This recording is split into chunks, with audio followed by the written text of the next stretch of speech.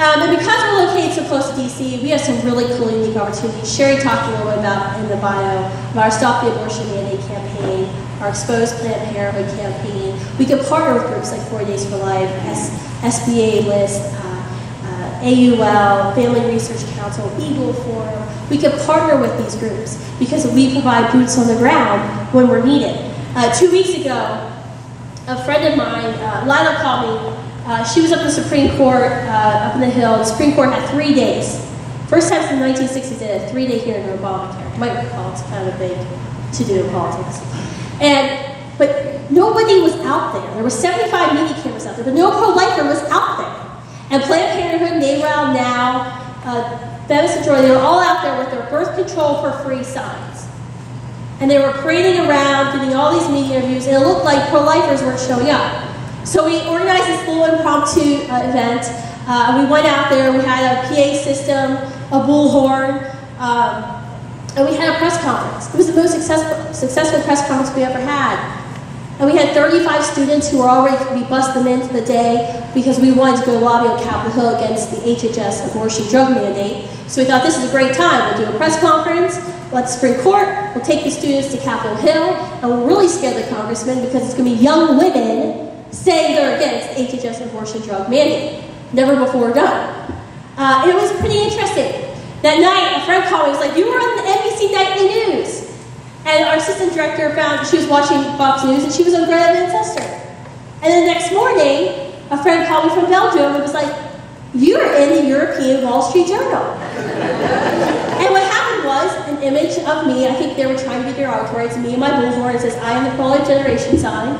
I was standing next to this older Planned Parenthood supporter, and it's my bullhorn against this Planned Parenthood sign. And it was in the Washington Post, the USA Today. And it was just a great testimony to what one bullhorn, 30 signs, about 35 students can do in about 10 hours in social media. Now, I hope you guys are excited to be here tonight, and I really appreciate your time coming out here. I am a mom with 2 toddlers. We just signed up for soccer, so I'm already getting stressed out about those plans. I know what a big time commitment takes, but I want to share with you some thoughts about where we're going. We know that when we go into a state, the presence of the pro-life students dramatically increases. Sometimes people don't even know we're in the state. Sherry isn't the loudest person in the world. She's a little different than I am. Sherry works under the radar. Steve and I, Sherry's counterpart in California, we were at a meeting with the local 4 Days for Life leader a couple months ago, and the 4 Days for Life leader was like so excited. She's like, "I can't believe it. For the first time ever, all these college students are showing up on Saturday mornings to pray at the abortion facility. I don't know where they came from." And Steve didn't want to say anything, and I was like, it was Steve! Steve had gotten them out to pray at the 4 Days for Life, take a day of 4 Days for Life, so they were taking in the mornings and Saturdays. But a lot of times people don't know we're there, but we're there working. And we know we're needed to be there. 6 years ago, it was just me in our office. I was the IT person, the janitor, the accountant, the HR rep, the field agent, and the executive director. Any business owner will understand that. We didn't need a phone. Today we couldn't do without one.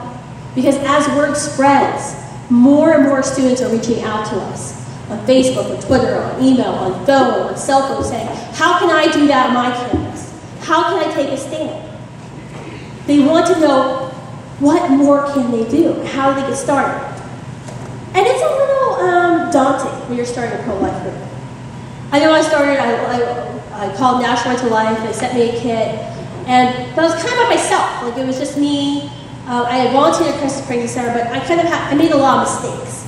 Because I had a kit, but I didn't have relationships. I didn't have someone I could call and say, "Okay, now, what should I say on that flyer? I should probably avoid a few terms. Or how should I not act when a pro-choicer starts screaming in my face?"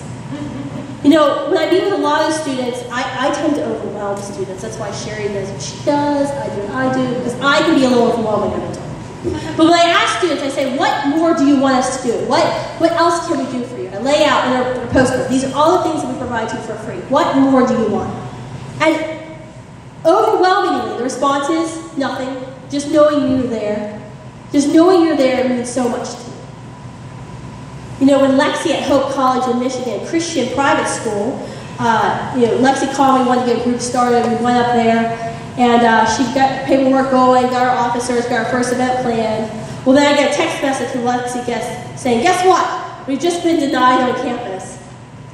We're the first person Lexi called when this happened. She said, okay, what can I do? What lawyers do we have to call?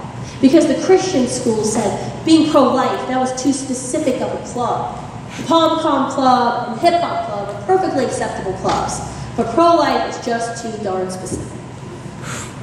And when Caroline, when I can't see her med school, was threatened to be expelled a couple of weeks ago, we were the first call she got. In fact, I was at SBA list event on Capitol Hill, a very high-fluting event. Speaker Bader was there, and I started screaming in the hallway going, what? You can't, you're going to expel you for bringing Dr. Michalski. And everyone looked and said, oh, that's crazy, Kristan. She's just getting excited. So something's going on campus somewhere.